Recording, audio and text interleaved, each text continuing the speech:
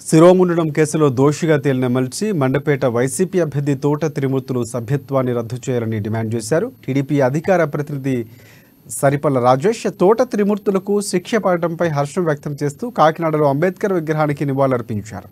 త్రిమూర్తులు MLC సభ్యత్వాన్ని రద్దు చేయాలన్నారు.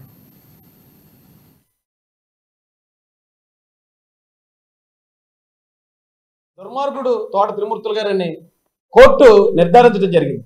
అయితే ఇప్పుడు మేము ఈ ప్రెస్ మీట్ ఎందుకు పెట్టామంటే, దళితులు మా మేనమామలు అని చెప్పుకుంటూ వచ్చిన మా మేనల్లుడు జగన్మోహన్ రెడ్డి దళితులకి ఇంత ఘోరమైన అవమానం చేసిన తోట త్రిమూర్తుల్ని మరి ఇప్పుడు మండపేట అసెంబ్లీ అభ్యర్థిగా కొనసాగిస్తున్నాడా, లేదా అతన్ని ఆ అభ్యర్థిత్వం నుంచి అలాగే పార్టీ నుంచి సస్పెండ్ చేస్తున్నాడా, ఇది తెలుసుకోవాలనే ఉద్దేశంతో మేము ఈ ప్రెస్ మీట్ పెట్టడం, జగన్మోహన్ రెడ్డిని మేము ప్రశ్నించడం జరుగుతుందండి.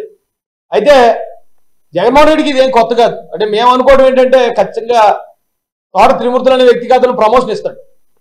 ఇక్కడ దళితుల మీద ఎవరైనా దాడి చేస్తే, దళితులను ఎవరైనా చంపితే, శిరోమండనాలు చేస్తే అతనికి వాళ్ళకి ప్రమోషన్లు ఇచ్చే సంస్కృతి జగన్మోహన్ రెడ్డి గారు ఉంది.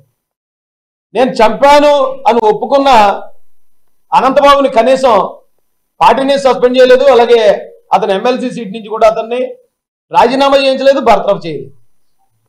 అలాగే డాక్టర్ సుధాకర్ గారిని ఆయన చావుకు కారణమైన వైసీపీ నాయకులు ఎవరెవరైతే ఉన్నారో వారి మీద కనీసం ఎఫ్ఐఆర్ కూడా లేదు.